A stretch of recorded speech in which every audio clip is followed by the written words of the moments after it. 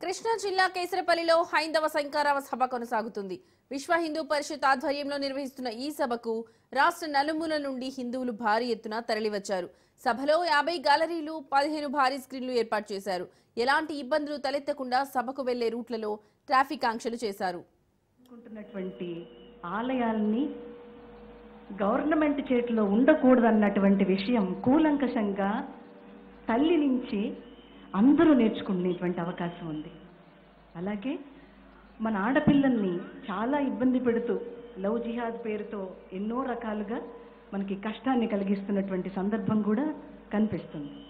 ఇది కూడా పోవాలి అని అంటే మన వేదంలో ఉన్నటువంటి మూలం, మన శాస్త్ర పద్ధతి, మన భాష, మన సంస్కృతి, సంప్రదాయం ఇత్యాదులన్నీ వేదమే మనకి మూలంగా చెప్తుంది కనుక అందరం కూడా చేయాల్సింది ఏంటనంటే ఆలోచించటం కాదు, ఆచరించడం ప్రారంభం చేద్దాం.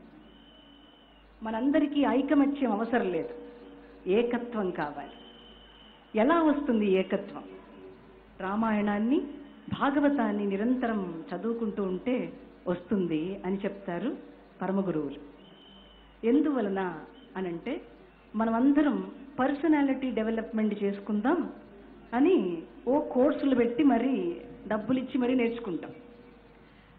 అది మనం నిరంతరం చదువుతున్న భాగవతము, రామాయణంలోనే ఉంది.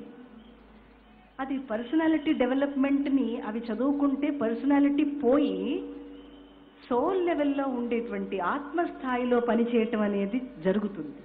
అందుకోసం చదువుకోవాలి, పర్సనాలిటీ డెవలప్మెంట్ కోసం కాదు. ఇది చాలా లోతైనటువంటి విషయం.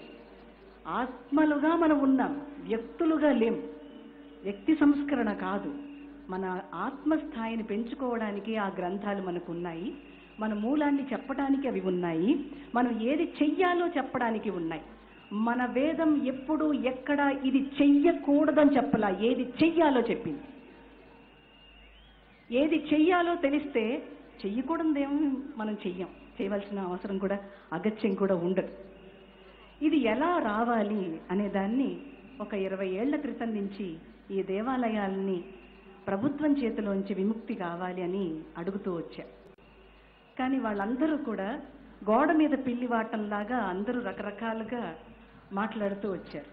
అది చాలా కాస్త బాధ అనిపించింది. దేవాలయాలు ఎందుకు అడుగుతున్నాము అనంటే మన స్త్రీలకు ఈ వేదాధ్యయనం నేర్పించవలసినటువంటి ఆవశ్యకత ఇప్పుడు వచ్చింది. ఇది మనం చేసి తీరవలే. ఇది చేస్తే తప్పించి మనకు అసలు ఆ మూలం ఏంటో తెలియదు. ఆత్మస్థాయిలో ఎలా ప్రవర్తించాలి, ఎలా ఉండాలి, దాన్ని మనం సుస్థిరపరచుకోవడానికి there is no other way. ఎందుకు అనంటే భారతీయుడు ఎప్పుడూ వెలుగులో జీవించడానికి అపేక్ష పడతాడు. భారతీయుడు అంటేనే వెలుగులో జీవించడానికి అపేక్ష పడేది. అయోధ్యని ఎలా నిర్వహించుకుంటున్నాం ఇప్పుడు, అలాగే అన్ని దేవాలయాల్ని మనం నిర్వహించుకోవచ్చు. మనకు స్వతంత్రం ప్రతిపత్తి ఇవ్వగలిగితే మన ఆలయాలన్నీ కూడా ఏ ఏ స్థాయిలలో ఉన్నాయో వాటన్నిటినీ తీర్చిదిద్దుకోవడానికి అక్కడున్నటువంటి స్త్రీలే దీనికి పూనుకోవాలని నా ప్రతిపాదన. ఆ స్త్రీలందరూ కూడా ఆ దేవాలయానికి సంబంధించినటువంటి భూములన్నీ కూడా తీయాలి, చిట్ట అంతా తీయాలి. అప్పుడు వాళ్ళకి చురుకొస్తుంది.